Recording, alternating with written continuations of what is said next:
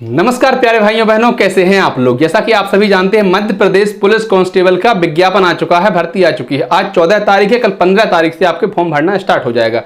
भर्ती का सबसे महत्वपूर्ण चरण होता है कि भाई साहब फॉर्म बहुत सावधानी से भरना है।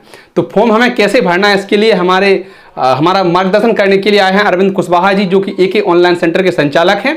और मैं इनके बारे में फिर से बता दूं, क्योंकि पहले ही मैंने कई बार बताया, आपका मार्गदर्शन हमें मिलता रहा है कि ये जो फॉर्म भरते हैं, दिन में भले एक फॉर्म भरें या 2 फॉर्म भरें, पूरे समय अवधि में भले 10 फॉर्म भर पाएं, लेकिन उन सभी फॉर्म को पूरी जिम्मेदारी के साथ भरते हैं। इनका कहना है कि फॉर्म भरना ही अभ्यर्थी का भविष्य होता है। पिछली भर्ती में देखिए, मैं बताऊं आपको क्या हुआ था। जैसे आप गैर जिम्मेदार लोगों से फॉर्म भरा रहे हैं या खुद आप गैर जिम्मेदारी से फॉर्म भर रहे हैं, तो मान लो SAF को हम ए मान लें, ए या बी, अब जो भी था, मुझे कंफर्म इसका याद नहीं है। DEF को आपने बी मान लिया। अब फॉर्म में अपनी प्रेफरेंस चुननी थी। किसी ने ए भरा और फिर बी भरा, उसके नंबर भाई साहब भले ही ज्यादा आए, लेकिन उसने चूंकि पहले प्राथमिकता SAF को दी थी, तो उसको जिला बल नहीं मिल सकी। कुछ लोगों के साथ तो चलो ये तो फिर भी ठीक है, नौकरी लग गई, चलो कोई बात नहीं, हो गया। कुछ लोग तो ऐसे जिन्होंने सिर्फ जिला बल भरा, SAF भरा ही नहीं है। अब मानकर चलिए कि जिला बल की कट ऑफ जो गई है वो गई है 77% और SAF की गई है 75%। अगर उस अभ्यर्थी के 76% नंबर आए हैं, इसका मतलब है कि यहां भी उसका चयन नहीं हो पाया, क्योंकि उसने 75% वाला SAF भरा ही नहीं है। तो अभ्यर्थियों से ऐसी बुनियादी या आधारभूत गलतियां हो जाती हैं, जिनकी वजह से वो परेशान होते रहते हैं। इसलिए आवश्यक यह है कि आप बहुत जिम्मेदारी से फॉर्म भरें। वीडियो की शुरुआत करते हैं और आज के इस वीडियो में अपन चर्चा करने वाले हैं शुरुआत से लेकर कि भाई क्या योग्यता, क्या आयु सीमा, कितना आरक्षण है, कैसे फोटो खिंचवाने, क्योंकि फोटो का सिस्टम भी बदल चुका है। अब अगर जिनको नहीं पता हो उनको मैं बता दूं कि अब लाइव फोटो लगेगी। आप पहले सिस्टम था कि फोटो उतरनी चाहिए, उस पर फोटो की डेट लिखी हो, आपका नाम लिखा हो, दोनों कान लिखे ये हो, वो हो, 3 महीने से अधिक पुरानी ना हो। अब ये सारी चीजें बदल चुकी हैं भाई। अब आपको लाइव फोटो देनी है जिस स्थिति में आप वहां खड़े हैं। चलिए शुरुआत करते हैं। सबसे पहले तो आपका भाई साहब बहुत बहुत स्वागत है। नमस्कार माय डियर फ्रेंड। अब आप ही हमें बता दीजिए कि हमें फॉर्म भरना है तो इसके लिए क्या योग्यता मांगी गई है, और सारी चीजें आप अगर विस्तार पूर्वक बता सकें तो।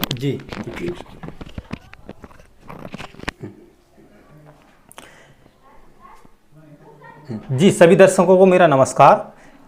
जैसा कि मध्य प्रदेश पुलिस का नोटिफिकेशन जारी हो चुका है, जिसके ऑनलाइन आवेदन 15 सितंबर से 29 सितंबर तक भरे जाने हैं। तो जो आवेदक मध्य प्रदेश पुलिस की पढ़ाई कर रहे हैं, उनसे मेरा यही निवेदन है कि अच्छा मन लगा करके फुल कॉन्फिडेंस के साथ अपनी पढ़ाई जारी रखें, और उतनी सावधानी से आपको पहले फॉर्म भी भरना है। जी। तो फॉर्म के लिए योग्यता क्या होनी चाहिए? फॉर्म भरने के लिए आवश्यक योग्यता है केवल हाई स्कूल पास। मध्य प्रदेश 10वीं पास 10+2 प्रणाली के अंतर्गत जिन आवेदकों ने हाई स्कूल पास किया है, वो मध्य प्रदेश पुलिस का फॉर्म अप्लाई कर सकते हैं। क्योंकि क्या होता है, कई जिलों में, माफ करिए, कई राज्यों में 12वीं न्यूनतम योग्यता मांगी जाती है। जैसे यूपी अपना पड़ोसी राज्य हो गया, लेकिन अपने यहाँ पर सिर्फ 10वीं पास आवेदन कर सकते हैं। अच्छा, कोई परसेंटेज क्राइटेरिया है, किसी की 40 बनी हो, 42 बनी हो, ऐसा कुछ है क्या? मध्य प्रदेश में ऐसा कोई क्राइटेरिया नहीं है। अच्छा, परसेंटेज को लेकर। ठीक है। इसके हम अगर आगे बढ़ें तो आप जरा हमें बता दीजिए कि जैसे आरक्षण का लाभ हमें कैसे मिलेगा, उसके लिए जाति प्रमाण पत्र, EWS, इन सब के बारे में। जो सामान्य कैटेगरी के आवेदक हैं, उन्हें आरक्षण का लाभ लेने के लिए 10% आरक्षण का लाभ लेने के लिए EWS सर्टिफिकेट उनका बनता है। EWS, हाँ, ऐसे आवेदक का होना चाहिए, प्रति वर्ष बनता है। तो ऐसे आवेदक अपना EWS लेकर के 10% आरक्षण के अंतर्गत अपना लाभ ले सकते हैं। और जो आरक्षित श्रेणी के आवेदक हैं, जैसे OBC SC ST वर्ग के आवेदक, उनके पास अनिवार्य रूप से जाति प्रमाण पत्र होना चाहिए, तभी वह आरक्षण का लाभ ले जाति प्रमाण पत्र, जैसे पहले हमारा DB हुआ था, इसके पहले भर्ती में हमने पास करी थी परीक्षा, तो उसमें क्या था कि कुछ लोगों के पास ऑफलाइन जाति प्रमाण पत्र है, और हालांकि कई जगह पर अलाउ कर देते हैं। एक शिक्षक भर्ती हुई थी, उस समय पर वो कह रहे थे कि ऑनलाइन ही आपको लेकर आना है। तो ऐसे में आप क्या कहेंगे इसको लेकर? ऐसे में कोई भी आवेदक इस भ्रम में ना रहे। जिसके पास पुराना वाला ऑनलाइन जाति प्रमाण पत्र है, वह उसे डिजिटल जाति प्रमाण पत्र में कन्वर्ट करा ले, क्योंकि इस समय ऑनलाइन वाले जाति प्रमाण पत्र की आवश्यकता अत्यधिक है।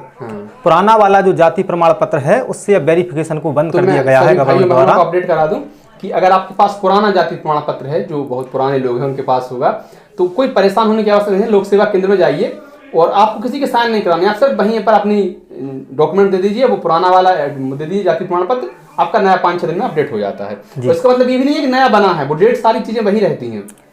और इसके बाद हम बात करें भाई साहब आधार कार्ड को लेकर, जो कि अभी पिछली भर्ती में आधार कार्ड से संबंधित बहुत सारी समस्याएं आई थी। इस बार आधार कार्ड को लेकर मतलब मोबाइल नंबर लिंक क्या ऐसा सिस्टम है? तो इस भर्ती में आधार कार्ड की अनिवार्यता है।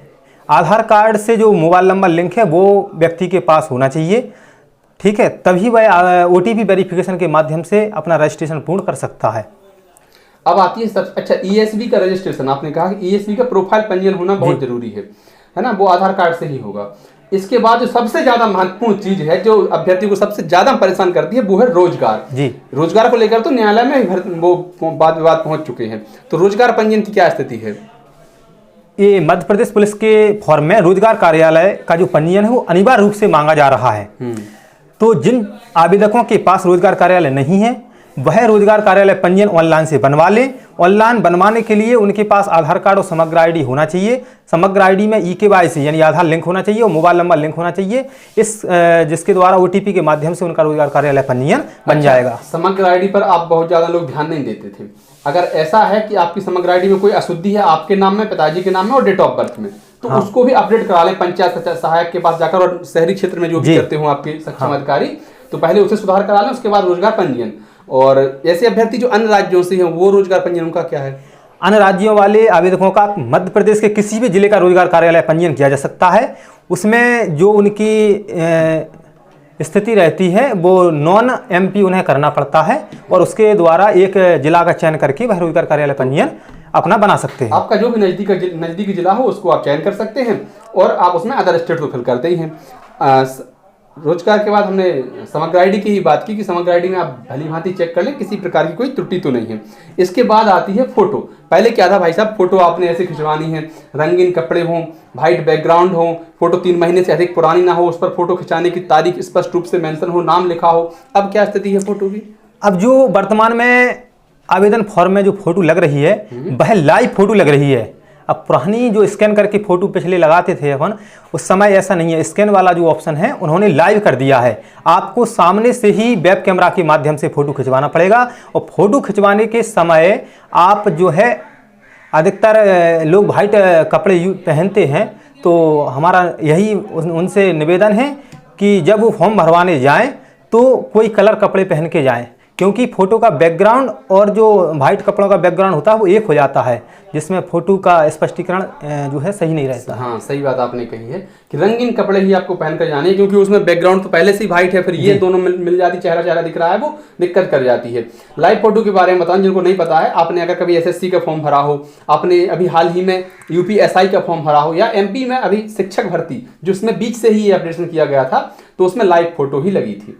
लाइव फोटो के दौरान एक और जरूरी चीज है, जैसे अभी क्या है कि आपकी दाढ़ी अगर है, आपने दाढ़ी में फोटो खिंचवाई है, तो कोशिश करें कि जब आप पेपर देने जाएं तो दाढ़ी में ही जाएं, और अगर आप क्लीन शेव हैं या छोटी दाढ़ी रखते हैं तो जब आप पेपर देने जाएं ठीक उसी तरह से जाएं। ऐसे ही बहनों के लिए अगर आपने गहरा मेकअप कर रखा है तो जब पेपर देने जाएं तो मेकअप करके ही जाएं, और अगर आपने मेकअप नहीं किया है, ऐसा ना हो कि पेपर देने आप मेकअप करके पहुंच जाए, आपको कैमरा पहचान ही ना पाए। खैर मजाक की बातें हैं, लेकिन आप जैसे फोटो लगाएं वैसे ही आप पेपर देने भी जाएं। इसके बाद भैया हम बात करते हैं साइन सिग्नेचर। तो लाइव फोटो के साथ सिग्नेचर की क्या स्थिति है? सिग्नेचर जो आवेदन फॉर्म में अपन को सिग्नेचर लगाने हैं वो कैपिटल अक्षरों में नहीं होना चाहिए और लघु सिग्नेचर नहीं होना चाहिए। सिग्नेचर जो है वो पूरी तरीके से स्पष्ट होना चाहिए। कई बार पिछली भर्तियों में हमने देखा था लोगों ने भाई साहब ऐसे सिग्नेचर कर दिए। अब ये बताओ सिग्नेचर है क्या? ये कैपिटल फॉर्म में सिग्नेचर है, ये अमान कर दिए जाते हैं। हाँ, आप जो भी सिग्नेचर करते हो, जैसे भी सिग्नेचर करते हो, आप उसी हिसाब से सिग्नेचर करिए, लेकिन ऐसे नहीं। और इसके अलावा देखिए स्व घोषणा पत्र भी होता है, जिसमें आपको स्वयं को घोषणा करनी होती है कि उक्त फॉर्म में दी गई पूरी जानकारी पूर्णतः सत्य है ना, ये भ्रामक कोई जानकारी इसमें नहीं है। इसके अलावा फॉर्म भरने की तो जो तिथि है वो कब तक है भाई साहब? फॉर्म भरना जो 15 सितंबर से प्रारंभ होकर के 29 सितंबर 2025 तक चलेंगे। तो हम दोनों तो आपसे यही कहेंगे कि भाई साहब आप अंतिम तिथि के लिए ना बैठे रहें, क्योंकि कई सारी समस्याएं आ जाती है, इसलिए जरूरी ये है कि आप अतिशीघ्र फॉर्म भरें। अन्य कई परीक्षाओं में, जैसे और जो परीक्षाएं होती हैं उनमें 15 दिन में, अब जैसे शिक्षक वर्ग 3 परीक्षाएं भाई साहब सिर्फ 1,80,000 फॉर्म ही भरे थे लगभग, तो इतना समय उसके लिए काफी था। लेकिन ये भर्ती मध्य प्रदेश की आजकल सबसे बड़ी भर्ती है, सबसे बड़ी भर्ती है। लाखों अभ्यर्थी, आप 8-10 लाख अभ्यर्थियों को फॉर्म भरने हैं। आप लास्ट डेट के लिए बैठे रहें, सर्वर ठप हो जाए, फिर तो आपकी खुद की जिम्मेदारी होगी, फिर आप रोते रहें। इसलिए आवश्यक है कि आप जल्दी फॉर्म भरें। और इसके अलावा हम आयु सीमा की भी बात कर लेते हैं। तो आयु सीमा क्या रखी गई है इसमें? पुलिस के फॉर्म में आरक्षित वर्ग के अभ्यर्थियों के लिए आयु सीमा है 18 वर्ष से लेकर के 33 वर्ष तक। और वहीं जो सभी श्रेणी को महिला अभ्यर्थी हैं उनके लिए 18 वर्ष से लेकर 38 वर्ष तक आयु सीमा रखी गई है। और आरक्षित वर्ग SC ST OBC के जो आवेदक हैं उनके लिए भी 18 वर्ष से लेकर के 38 वर्ष तक आयु सीमा रखी गई है। तो जनरल और EWS वालों के लिए है 33 वर्ष तक। सभी प्रकार की महिला, चाहे जनरल हो चाहे EWS या कोई भी हो, 38 वर्ष। और रिजर्व कैटेगरी जिसमें OBC SC ST वाले पुरुषों के लिए 38 वर्ष ये आयु सीमा अपनी रखी गई है। इसके बाद सारा सिस्टम वही है, उस पर कभी फिर विस्तार से चर्चा करेंगे। धन्यवाद। वीडियो आपको अच्छी लगी हो तो वीडियो को लाइक कर दें। सर आपका भी बहुत बहुत धन्यवाद। अपने अन्य जरूरतमंद साथियों तक साझा कर दें। चैनल पर नया हो सब्सक्राइब कर दें। आभार।